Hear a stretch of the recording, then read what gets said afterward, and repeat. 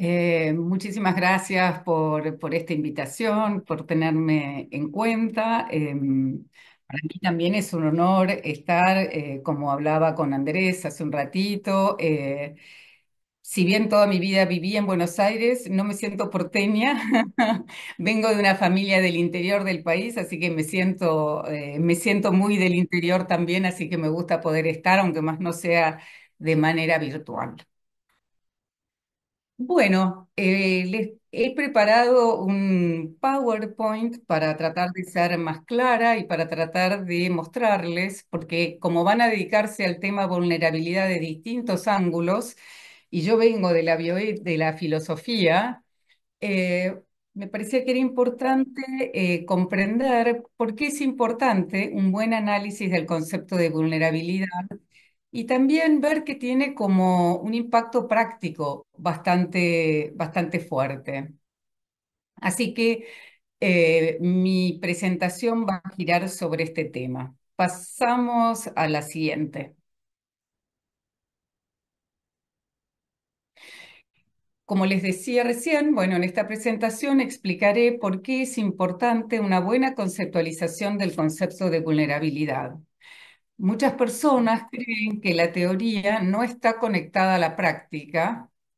Pero vamos a ver que esto no es así, ¿no? Y que los análisis teóricos y los buenos análisis teóricos tienen implicancias prácticas y por eso es importante tratar de entender cómo pensamos ciertos conceptos o ciertos principios o ciertos valores cuando trabajamos en bioética. En este caso, el de vulnerabilidad, que es un concepto muy importante y muy importante para nosotros en Latinoamérica, donde vemos que hay muchísimas vulnerabilidades continuamente y es un tema absolutamente preocupante.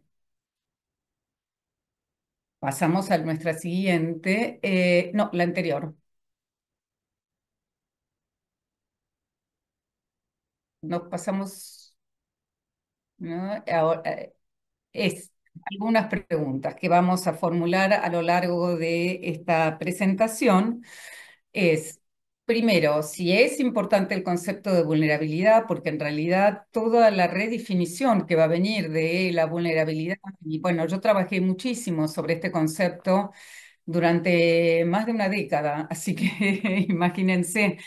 Y ya les voy a contar cómo fui, digamos, modificando o mejorando mi análisis, cómo debe o cómo debiera interpretarse este concepto y cómo, esperen que me aparecen, cómo juega este concepto en alguno de los documentos de bioética. Vamos a ver el impacto que tuvo esta nueva forma de pensar a la vulnerabilidad que propongo yo. Porque en realidad, como les digo, hace muchos años que vengo trabajando sobre este tema, así que es una cuestión sobre la que trabajé muchísimo tiempo. Entonces, ahora sí, a la siguiente transparencia, vamos a ver que hay dos dimensiones en el respecto del contexto, ¿no? De la discusión de la vulnerabilidad.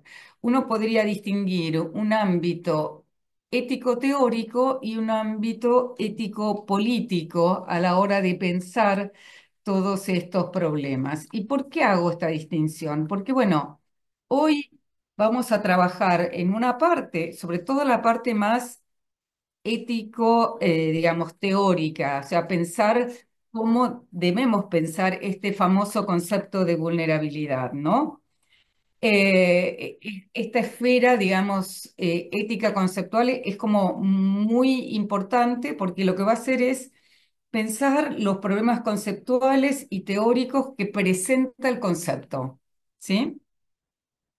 Y hay otro ámbito que es el ético-político o la esfera, digamos, más práctica, que lo que hace es considerar la relevancia y digamos, y la forma de uso de este concepto. Entonces, mientras que el primero, el ámbito ético teórico, se pregunta cómo tenemos que entender al concepto de vulnerabilidad, cómo tenemos que pensarlo, el segundo se va a preguntar cómo debe ser adecuadamente usado este concepto de vulnerabilidad, ¿sí?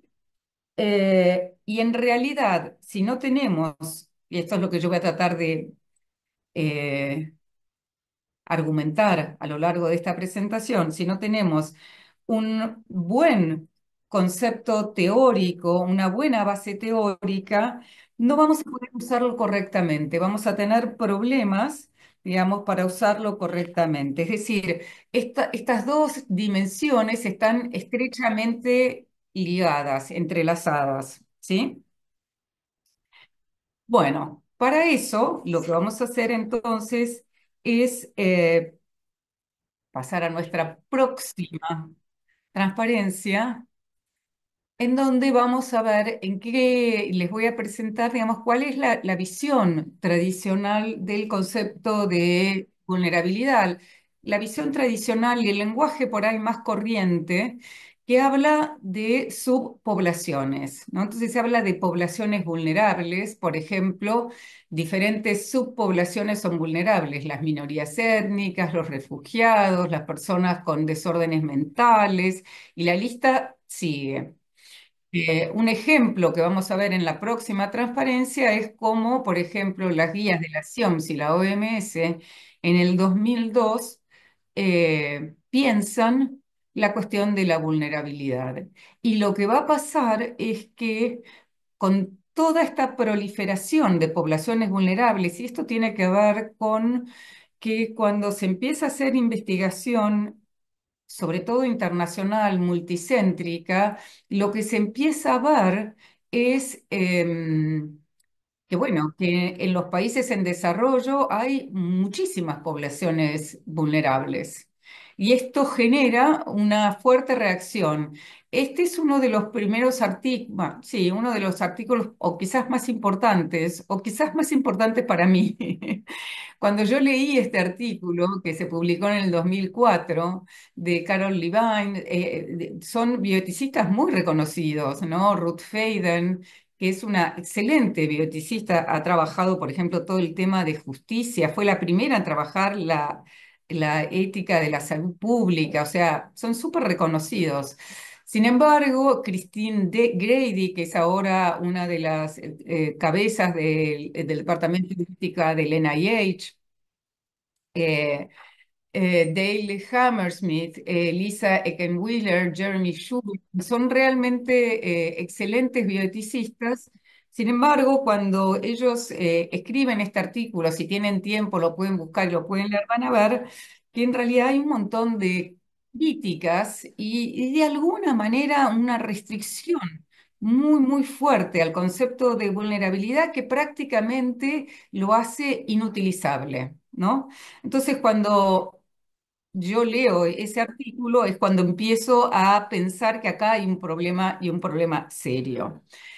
Pero antes de que les cuente por qué pienso esto y de qué manera lo pienso, fíjense, y pasemos a la próxima transparencia, qué es lo que nos dice las guías de las CIOMS del 2002. Fíjense que dicen que son vulnerables, ¿no?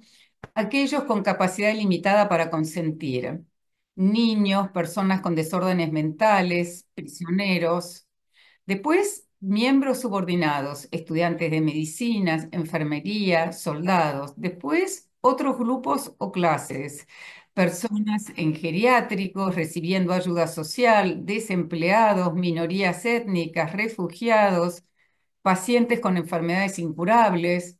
Y fíjense que la lista es enorme y es por eso que estos autores que yo les decía recién van a ser tan críticos respecto de esta forma de pensar la vulnerabilidad. Lo que ellos sienten es que hay, digamos, un montón de poblaciones vulnerables, como una superpoblación de poblaciones vulnerables y que esto es digamos, esto no funciona. Ahora vamos a ver las críticas que nos van a proponer. Algunas ellos, otras críticas que también yo propongo al tema. Pasemos a la siguiente. Por un lado, se rechaza la utilidad del concepto por irrelevante. ¿Por qué? Porque de una forma u otra todos son vulnerables. Abarca demasiadas categorías de personas. Y este tipo, o sea, es como que todas las poblaciones terminan siendo vulnerables. Si nosotros pensamos en subpoblaciones, bueno, ¿con quiénes o cómo vamos a hacer investigación si tenemos tanta proliferación de poblaciones vulnerables? Eso es lo que, por ejemplo, plantea Levine y plantean estos autores, ¿no? Y de alguna manera se quedan solamente con los problemas de incapacidad de consentir, ¿no? Que es una, digamos, es una situación de vulnerabilidad, pero no es la única. Y el otro tema que aparece, que tiene que ver también con una concepción ya quizás más filosófica, que se liga a esto, aunque no necesariamente, es esta idea de que se naturaliza eh, el concepto de vulnerabilidad. Es decir, se piensa que todos somos vulnerables. Esto responde también a visiones filosóficas, como les decía, más continentales, más europeas que dicen que, bueno, que todos tenemos esta, digamos, todos como personas somos vulnerables a las enfermedades, a la muerte, a los daños, ¿no? Es como una propiedad esencial que tenemos las personas. Ahora, ¿qué pasa? Esto puede ser una propiedad, uno podría decir, antropológica, que hace a las personas en sí mismas, pero en realidad no es el concepto que estamos utilizando cuando queremos hablar de vulnerabilidad en investigación, porque en realidad la idea de, si vamos a pensar que todos somos vulnerables, en realidad la ética de la investigación funciona o sirve para justamente cuidarnos en tanto personas vulnerables, o sea, establece criterios como pueden ser el consentimiento informado, el análisis riesgo-beneficio y una serie de pautas para justamente cuidar y proteger y hacer investigaciones que sean éticas para todas las personas. Pero cuando nosotros hablamos en ética de la investigación o en ética de la salud pública, donde también se usa mucho el concepto de vulnerabilidad,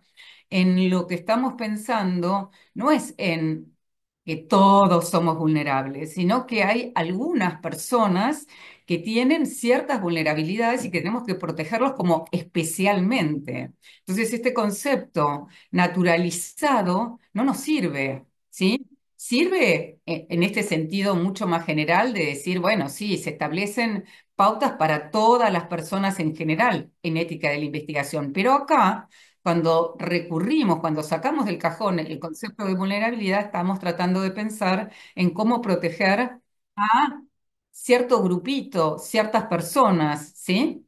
Y entonces este concepto tan general, tan natural, tan esencializador, uno podría decir, no nos sirve, ¿no? Así que ahora vamos a seguir viendo otras de las críticas que complementan esto, pero y también explican un poco esto. ¿Por qué esta noción de población vulnerable, de grupo vulnerable, así como cerrado a priori, es cuestionable? Pasemos a la siguiente. En primer lugar, porque estereotipa. ¿Qué quiere decir esto? Que en realidad lo que hacemos es poner un rótulo que no se puede quitar tan fácilmente, ¿sí? Me esperan un segundito, voy a cerrar la puerta. Espérenme.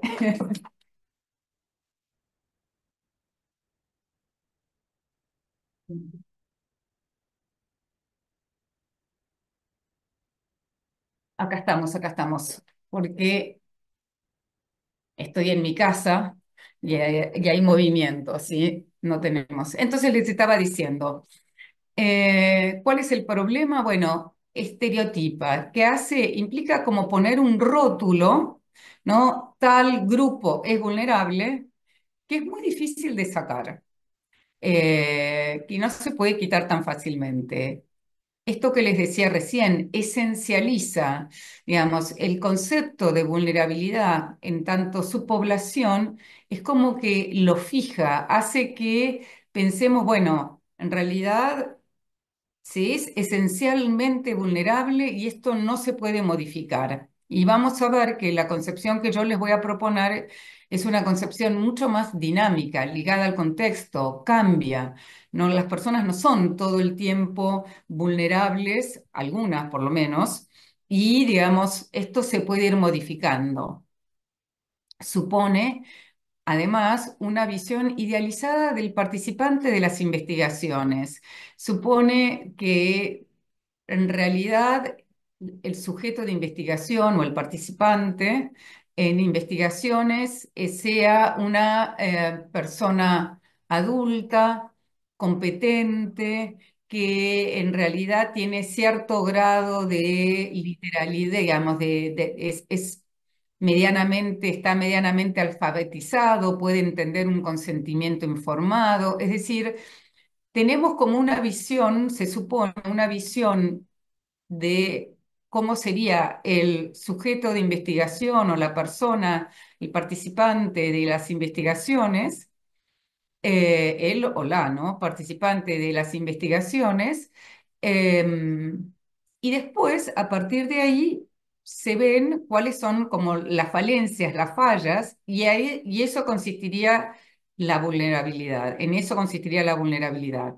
Ahí vemos entonces que en realidad hay como una visión demasiado idealizada de las personas que participan en investigación que no corresponde un poco a la realidad.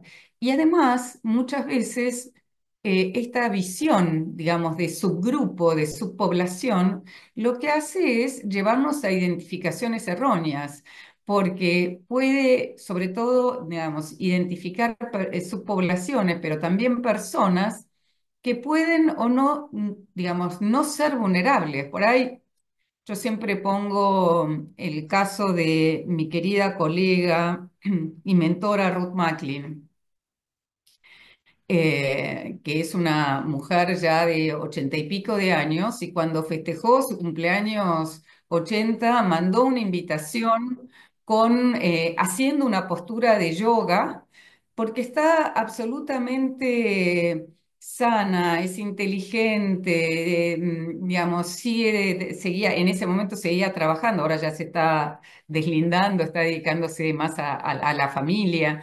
Pero digo, dentro de lo que normalmente uno diría, bueno, una persona de 80 y pico de años que se puede considerar vulnerable, que tiene tales y tales características, no todas las tienen, ¿no? Hay personas que tienen ciertas características y uno podría decir que en ese sentido pueden considerarse vulnerables y otras que no las tienen. Y con esta visión digamos, tan de rótulo, tan de eh, tomar el grupo, la población, es muy difícil también poder identificar las personas que no lo son o subgrupos dentro de esas poblaciones. Entonces, esto también es problemático. Pasemos entonces a la siguiente. ¿Qué se puede hacer entonces frente a estas críticas? Y bueno, por un lado, hacer, digamos, lo que se ve en estas críticas es que el problema, a lo que yo percibí con estas críticas, es que el problema era la conceptualización que había de este concepto teóricamente hablando. Entonces, en función de esto, lo que yo pienso es que hay que recuperar el concepto de vulnerabilidad, poder analizarlo desde el ámbito ético-teórico y proveer un sentido claro que evite esas críticas que se formularon para permitir rescatar la función ético-política de este concepto, la visión más práctica de este concepto, ¿no?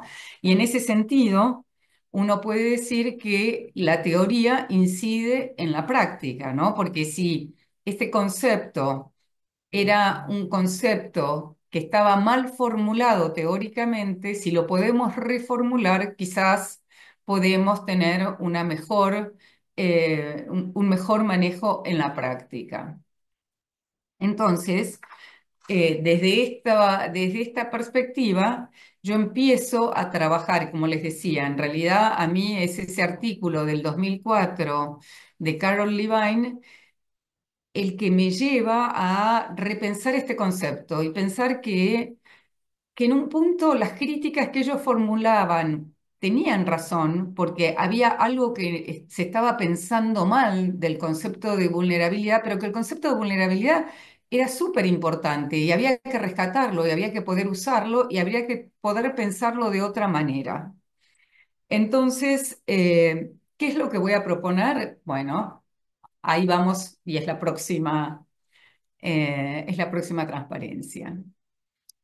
¿Cómo se puede entender el concepto de vulnerabilidad? Bueno, yo voy a proponer esto. Estos son los primeros análisis que hago, porque como les dije, yo vine pensando este concepto durante más de 10 años. Entonces, al principio, lo primero que pensé es que había un error cuando uno lo estaba pensando de esa manera esencialista, como un rótulo, como una subpoblación, y que en realidad había que pensarlo con la metáfora de las capas.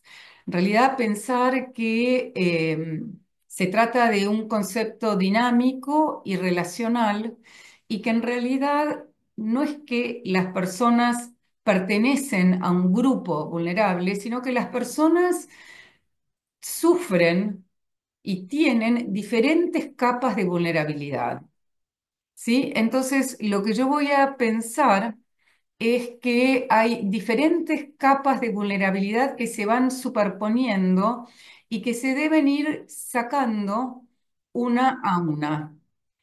Entonces, para esto pienso que estas diferentes capas de vulnerabilidad se vinculan al contexto y a las circunstancias. Y que hay, y esta es una visión completamente diferente de una visión basada en las poblaciones.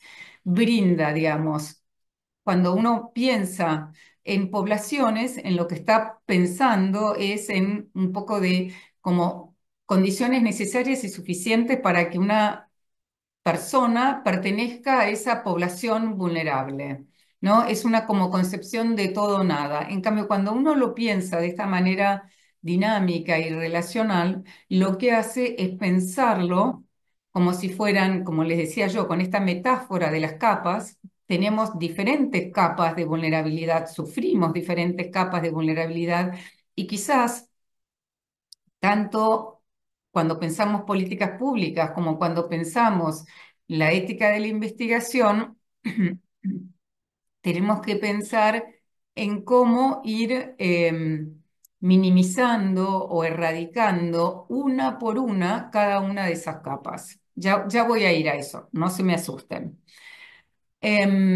Ahora bien, ¿qué quiere decir este concepto de capas? Pasemos a la siguiente.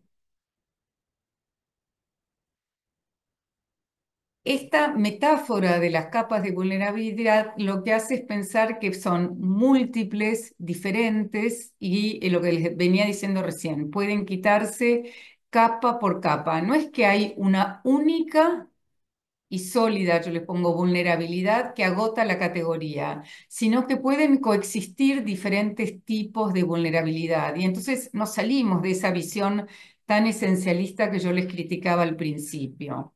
Por ejemplo, yo siempre doy el ejemplo de las mujeres, ¿no? Las mujeres, por el hecho de ser mujeres, uno podría decir que no son vulnerables.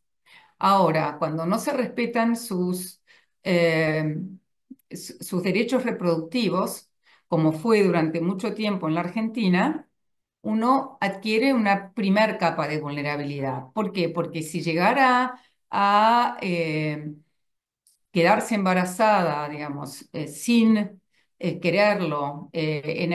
Había momentos, ¿se acuerdan ustedes?, en donde ni siquiera cuando era un embarazo por violación era posible interrumpir el embarazo. Entonces, esas mujeres adquirían una primer capa de vulnerabilidad, pero no eran todas vulnerables, ¿sí? Ahora bien, normalmente en nuestro país, si esa mujer pertenecía a una clase social media o alta, probablemente iba a poder resolver el problema de la interrupción del embarazo. Ahora, si era una mujer que no tenía recursos, iba a adquirir otra capa de vulnerabilidad. Y si esa mujer, por ejemplo, pertenece a, qué sé yo, pueblos originarios, va a tener otra capa de vulnerabilidad. Y si esa mujer, por ejemplo, es analfabeta y no va a poder tener acceso, no va a poder, va a tener otra capa de vulnerabilidad. ¿Se entienden? Entonces, a mí me parece que es mucho más rico, eh, más adecuado a la realidad poder pensar la vulnerabilidad con esta imagen, con esta metáfora de las capas. ¿Sí? Y en este sentido, lo que vamos a ver es que permite como conceptualizar de manera diferente a la vulnerabilidad y hacer que de repente el tipo de protección o de cuidado que se tenga que tener sea diferente. ¿Sí? Pasemos a la siguiente transparencia. ¿Cómo se puede entender el concepto de vulnerabilidad? Y acá vamos a ir a los segundos análisis. Durante ese primer tiempo, yo me dediqué a trabajar este concepto de las capas de vulnerabilidad que tuvo, vamos a ver, como mucho eco. Hubieron muchos colegas, filósofos y bioeticistas que lo tomaron y vamos a ver después el impacto que tuvo también en algunos documentos. Sin embargo, me parece que también, y esto lo desarrollo en este segundo artículo, que en los artículos anteriores, yo no sé si les puse la cita en castellano, porque hay algunos artículos, sí, sí, les puse citas en castellano. Eh, em, pero este artículo en realidad no lo traduje. Ahora va a salir un libro mío y ahí va a estar esta segunda parte mejor explicada y va a salir en castellano, así que ahí lo van a tener. Pero yo creo que ese artículo no lo traduje al castellano, por eso le puse esta cita en inglés. Entonces, acá lo que yo hago es ir un paso más allá, por eso se llama A Way Forward. A raíz de algunas críticas que me habían formulado, sobre todo pensadoras feministas, que lo que ellas hacían eran tomaban el concepto la metáfora de las capas de vulnerabilidad y la idea de que es un concepto dinámico, relacional, ligado al contexto, pero a ellas no, pero digamos, era como que se quedaba un poco como que le faltaba un análisis más práctico de este concepto, porque era como que había mucha capa y entonces por ahí era como muy difícil poder eh, pensar con qué tiene que empezar un comité primero, a qué le tiene que prestar atención, de qué manera priorizar. Entonces, y ellas proponen un sistema que sería una taxonomía. Y yo no concuerdo con esa visión, no les voy a, no vamos a entrar en toda esa discusión teórica, pero a raíz de esas críticas lo que hago es escribir este segundo artículo y pensar un poco más cómo, cómo se puede conectar esto con un análisis más práctico finalmente. ¿Y qué es lo que propongo? Bueno, voy a proponer un proceso práctico que se va a dar en dos pasos. En el primero vamos a identificar ciertas capas de vulnerabilidad y ciertos elementos teóricos que ahora les voy a comentar. Y en el segundo se realiza la evaluación. Pasamos entonces a la próxima transparencia. Lo primero que es importante tener en cuenta es que hay una diferencia y en el idioma castellano esto aparece muy claro, en el inglés no tienen esta distinción que tenemos nosotros. Nosotros podemos distinguir entre vulnerable y vulnerado. Y hay una diferencia. Una persona que ha sido vulnerada ya ha sido dañada, ¿sí? En cambio, la persona vulnerable o, digamos, las capas de vulnerabilidad tienen estas características de ser, de poder ser dañadas o de poder ser lesionadas de alguna manera. ¿Qué implica esto? Implica que la vulnerabilidad es lo que en filosofía llamamos un concepto disposicional. ¿Qué quiere decir esto? Los conceptos disposicionales son aquellos como, por ejemplo, la solubilidad, ¿no? Por ejemplo, nosotros decimos que la solubilidad es una propiedad que tiene un terrón de azúcar de poder disolverse. Es decir, el terrón de azúcar es sólido, pero si nosotros lo ponemos, por ejemplo, en agua, en café, en un jugo de naranja, se disuelve. Es decir, el evento o el hecho de introducirlo en un líquido permite que se genere, digamos, que aparezca esta propiedad de disolverse. Ahora bien, para que se pueda disolver, lo que es muy importante es entender cuáles son lo que se llaman condiciones estímulos o los gatillos que desencadenarían esa propiedad. En el caso de la solubilidad, como les decía recién, sumergirla en líquido. Bueno, lo mismo, digamos, si la vulnerabilidad es una propiedad disposicional, es un concepto disposicional, en la misma situación nosotros tenemos que empezar a ver, y no es lo mismo ser vulnerable que haber sido vulnerado. Lo que tenemos que ver, lo que tenemos que tratar de identificar son cuáles son esos gatillos, esas condiciones, estímulos que van a desencadenar la vulnerabilidad, las diferentes capas de vulnerabilidad. ¿Sí? Entonces, es muy importante que evaluemos qué puede gatillar la vulnerabilidad, porque en realidad, por ejemplo, cuando nosotros hagamos como comité de ética la evaluación de un protocolo, lo que vamos a tener que ver es si hay condiciones estímulos, si están esos gatillos ahí y si yo los puedo neutralizar para que no se vulnere a esas personas. ¿Se entiende? Por ejemplo, muchas veces lo que puede llegar, si volvemos al ejemplo de el no quedarse embarazada una mujer eh, durante un protocolo de investigación.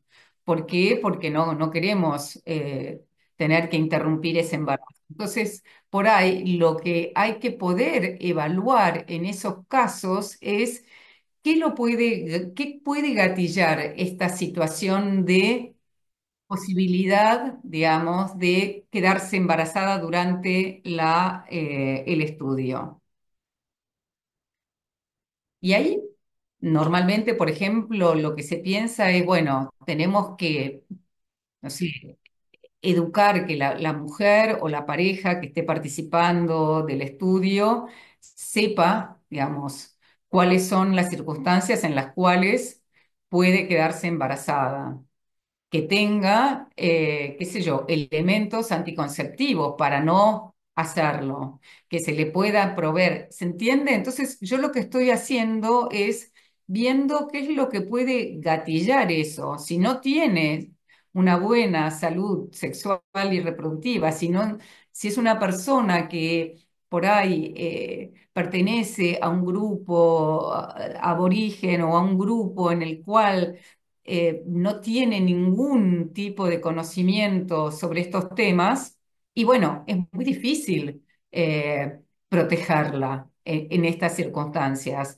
Estas condiciones, estímulos están ahí y se pueden gatillar en cualquier momento, ¿no? Porque ella no sabe cómo protegerse, ella no entiende qué es lo que tiene que hacer. Si, por ejemplo, qué sé yo, tiene una pareja que por ahí es violenta y que va a pensar que si utilizando métodos anticonceptivos esa mujer lo hace porque le es infiel, por ejemplo, y la va a golpear, y bueno, ahí vemos que hay una serie de condiciones estímulos que hacen que uno diga, acá tengo que tener mucho cuidado, tengo que ver de qué manera la protejo". Pero bueno, me estoy yendo a...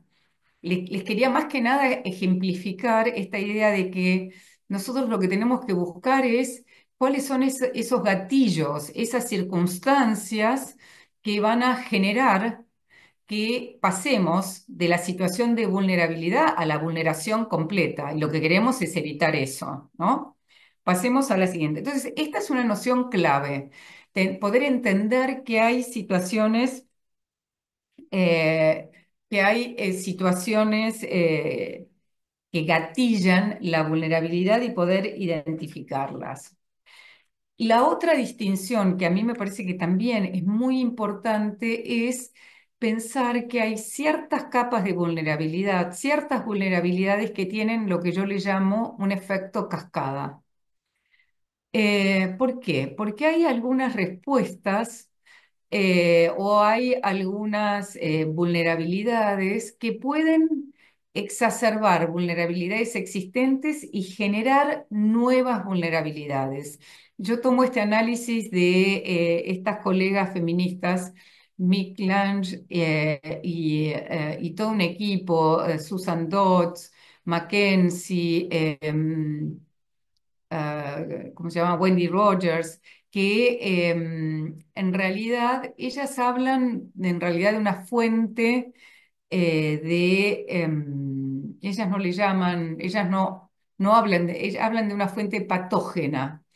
Pero a mí me parece que en realidad lo que muchas veces uno tiene que evaluar es si alguna de estas vulnerabilidades o capas de vulnerabilidad tienen efectos nocivos que generan otras vulnerabilidades, tienen este efecto cascada, em, como un efecto dominó. Esto se ve mucho, por ejemplo, en la ética de la salud pública, porque, por ejemplo, hay situaciones sociales que van a generar este efecto cascada, ¿no?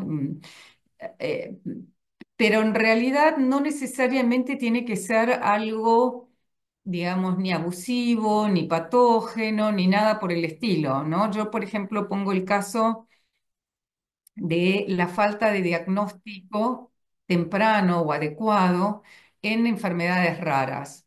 En realidad, las enfermedades raras, justamente como son raras, son muy difíciles de diagnosticar, son muy poco conocidas, son muy poco frecuentes y es habitual la falta de diagnóstico. Ahora bien, la falta de un diagnóstico adecuado tiene ese efecto cascada del que yo les hablaba recién. ¿Por qué? Por ejemplo, si yo no tengo un buen diagnóstico, en general estas enfermedades raras tienen componentes genéticos. Bueno, por ejemplo, el tipo de tratamiento que se va a hacer, no va a ser el adecuado. Por otro lado, es probable que eh, la dolencia o la enfermedad siga avanzando, porque si no doy con el diagnóstico y el tipo de medicación y cuidado adecuado, va pasando el tiempo y esto se hace todavía más difícil. La situación empeora para la persona y empeora en general para la familia. En general esto se da en niños pequeños y entonces toda la familia empieza a tener, digamos, problemas.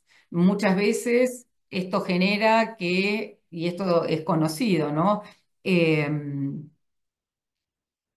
Hay un segundo embarazo y este, como es un problema genético y no fue identificado previamente, otro niño o niña con la misma patología, o muchas veces termina disolviendo la familia, implica un montón de desgastes, tiempo, recursos, ¿sí? Entonces hay ciertas capas de vulnerabilidad que son como muchísimo más dañinas porque tienen este efecto cascada, ¿no? Tienen efectos nocivos que se van como multiplicando en diferentes ámbitos.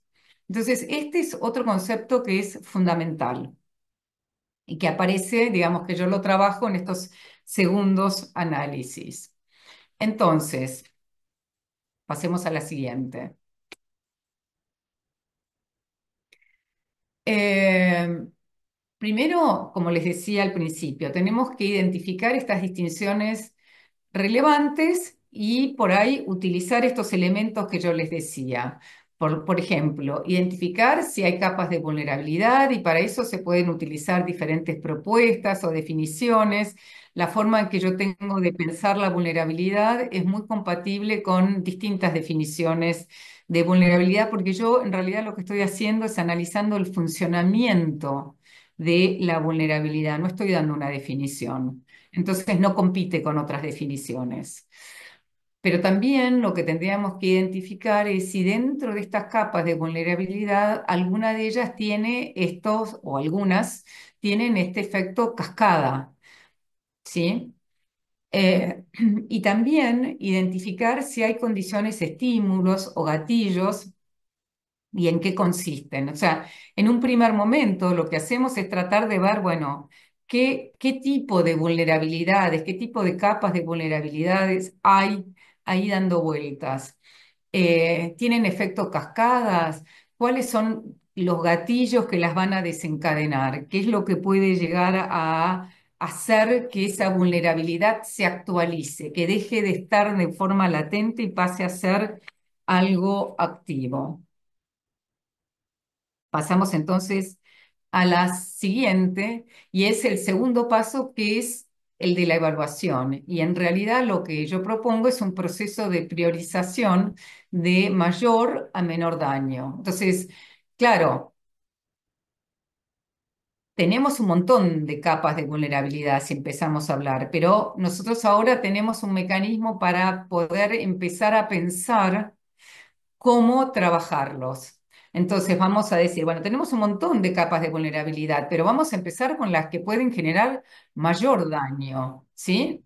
Por ejemplo, las capas que tienen este efecto cascada, que es tan dañino, tan nocivo, que genera más vulnerabilidades, las capas que son muy dañinas, por ejemplo, algo que pensemos que puede lesionar a la persona, y las capas que son además muy probables, porque por ahí hay algo que es muy dañino, pero muy improbable. Entonces decimos, bueno, pero probable, no hay gatillos, no hay desencadenantes para esto, es muy difícil, pero en cambio esto quizás no es tan dañino, pero es hiper probable que se dé. Entonces acá me tengo que centrar.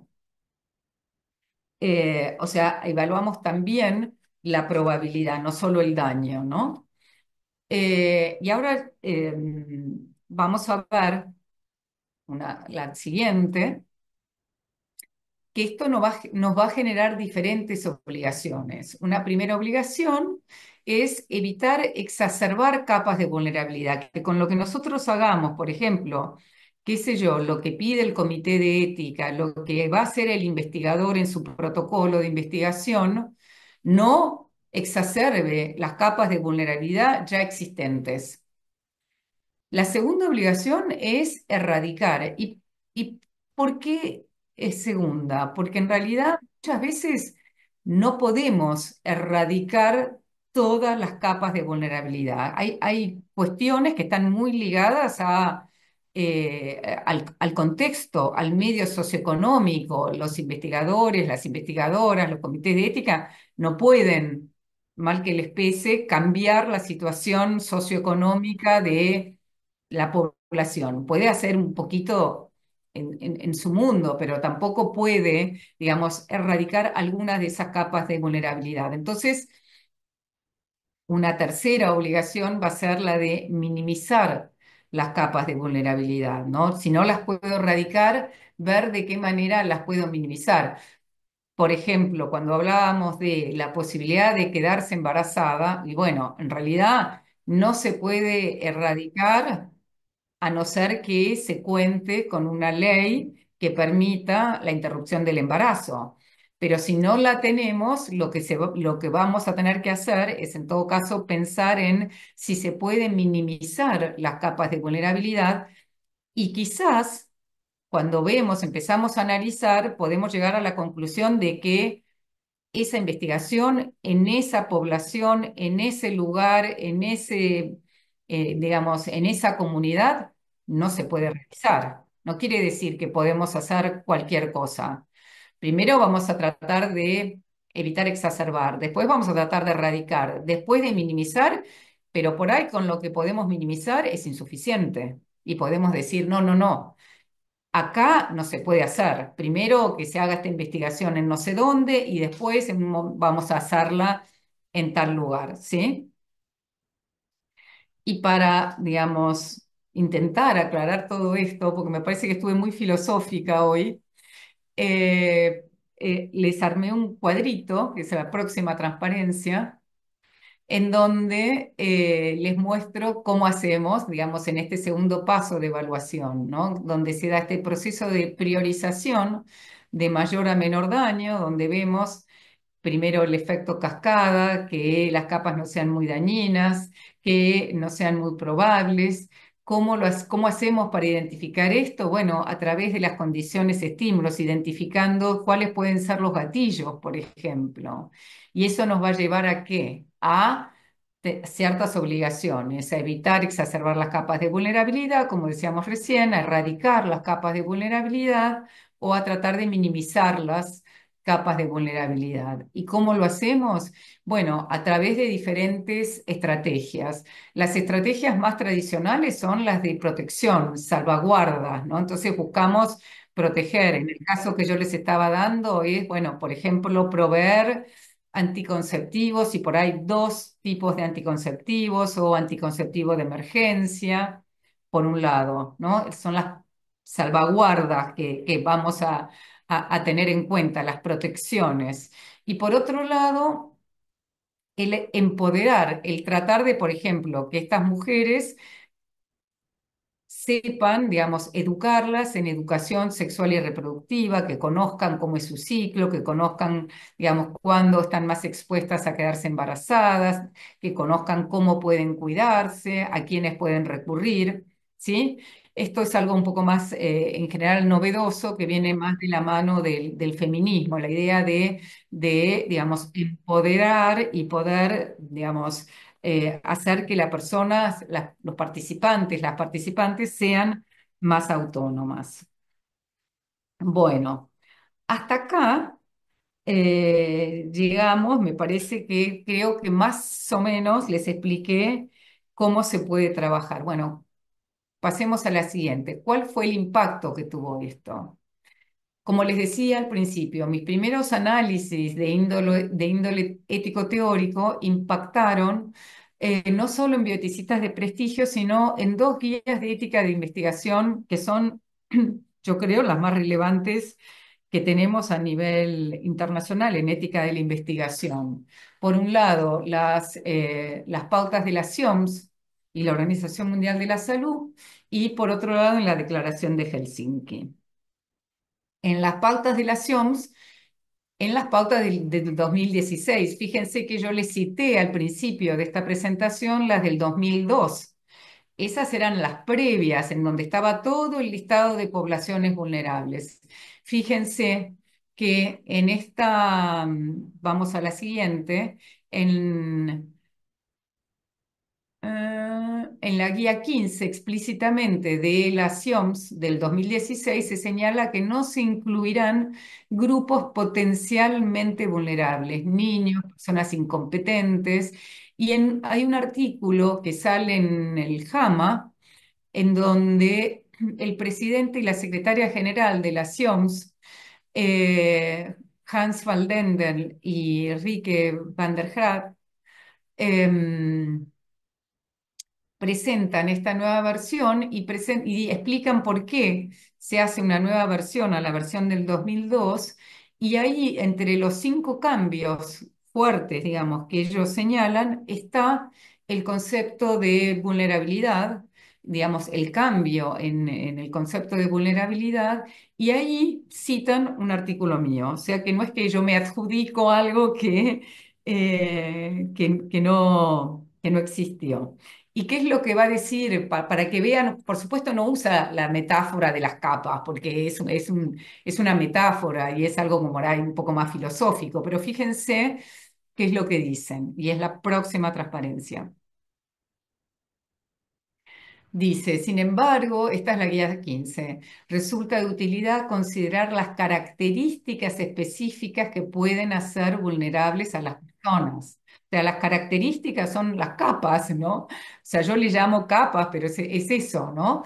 Que, y dice, también pueden coexistir, que es exactamente lo mismo que digo yo, diferentes características que hacen que algunos individuos sean más vulnerables que otros. Esto depende del contexto, esto también lo digo yo.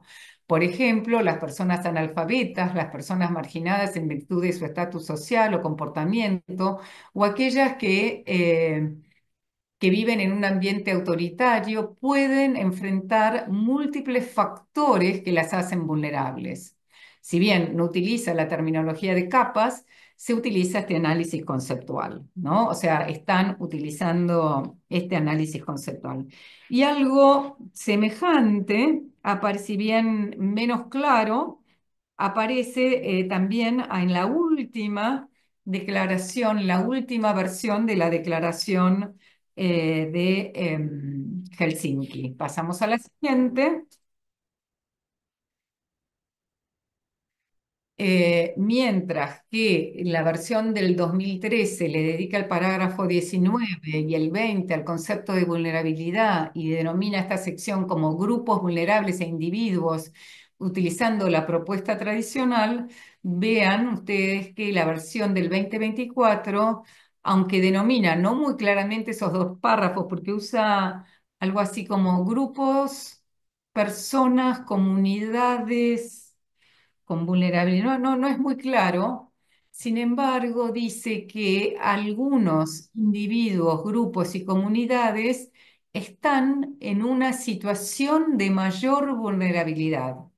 Fíjense, no está hablando tampoco ahora de circunstancias, de factores, como decía la Sioms, pero está hablando de una situación de mayor vulnerabilidad debido a factores que pueden ser fijos o contextuales y dinámicos. Es decir, toma, y de hecho yo participé, el año pasado, en mayo, se hizo una reunión donde se discutió en Múnich la declaración, los cambios que se iban a hacer en la declaración del Helsinki. A mí me invitaron y bueno, yo presenté esto, presenté mi concepto de cómo pensaba yo la vulnerabilidad y parte de esto lo han tomado. Así que fíjense cómo este análisis teórico termina teniendo un fuerte impacto en la práctica. Pasamos, ya me quedan nada más que creo que dos transparencias, pasamos a la siguiente. ¿Cuáles son los beneficios entonces de esta propuesta ética teórica? Y bueno, a mí me parece, tiene en cuenta el contexto, es flexible y dinámica, una vulnerabilidad puede erradicarse o modificarse, evita manejarse con preconceptos y estereotipos, porque en realidad antes, con el concepto de población vulnerable, es como que uno se maneja con una lista a priori de grupos vulnerables y es como, ya los condené. No sé, para mí es una visión muy, digamos, muy nociva en un punto, ¿no? Y por otro lado, esta visión estimula el pensamiento crítico y la deliberación, porque ya no tengo yo sé, ustedes me van a matar porque es más fácil tener la lista de chequeo, tener una lista y chequear, bueno, es analfabeto, es esto, es lo otro, pero sinceramente, pero en realidad es más importante que tener esa lista poder tener un pensamiento crítico y deliberar claramente para tratar de resolver, digamos, y ver cómo está incidiendo el contexto. Yo, por ejemplo, para que vean el tema de la vulnerabilidad y cómo es contextual. Y los voy a tomar a ustedes, me imagino que gran parte de los que están ahí detrás de cámara, porque esto parece una cámara, o detrás de la pantalla, son médicos y médicas, ¿no? Y uno podría decir que en general, médicos y médicas, y bueno, no son una población vulnerable, ¿no? Ustedes han eh, podido estudiar, formarse, tienen un trabajo, son respetados en la sociedad en general, no son una población vulnerable. Ahora bien, en la época del COVID, cuando no había un equipo de protección y no había vacunas todavía, adquirían inevitablemente una capa de vulnerabilidad. En ese momento, ustedes sufrían una capa de vulnerabilidad. Si ustedes, por ejemplo, podían tener un equipo protector que fuera el adecuado y podían vacunarse, y bueno, estaban evitando, o sea, fíjense, esas eran situaciones que podían, el no tenerlas, desencadenar esa vulnerabilidad, ¿sí? Entonces, fíjense cómo es contextual la vulnerabilidad. Ahora no lo son, por ahí son vulnerables a otras cosas, son otras las vulnerabilidades que pueden llegar a aparecer. Pero eso nos pasa un poco a todos. Hay situaciones en donde nosotros tenemos que pensar el contexto. Por eso, esta visión que estimula el pensamiento crítico y la deliberación, yo creo que es mucho más adecuada, es mucho más trabajoso, es mucho más difícil, sí. Pero bueno, la realidad es así, la realidad es compleja. Refleja más claramente lo que sucede en la realidad. Yo digo, la realidad es como esas mujeres de Rubens, así con sus carnes y sus rollos y demás, y nosotros muchas veces con nuestros conceptos tratamos de ponerles corsé para que entre, y no hay cómo hacer entrar la realidad, hay que poder trabajar con ella en la deliberación, en el pensamiento crítico, y ustedes pueden hacerlo, porque para eso están formándose en bioética y para eso, digamos, muchos de ustedes deben estar trabajando en un comité de ética. Y la última transparencia, creo, que tiene que ver con los beneficios de la propuesta ética política, tiene que ver con que se tienen en cuenta, digamos, los daños devastadores e incrementales que puede tener el efecto cascada. Me parece que este modelo ayuda a guiar y especificar obligaciones. Es más claro que este modelo que yo les decía de las taxonomías mantiene la flexibilidad de las capas y concuerda con la realidad de las capas, pero no lo constriñe, ¿no? Ordena las capas y permite pensar en cuáles priorizar. Y yo creo que con esto ya terminé y espero haberlos convencido.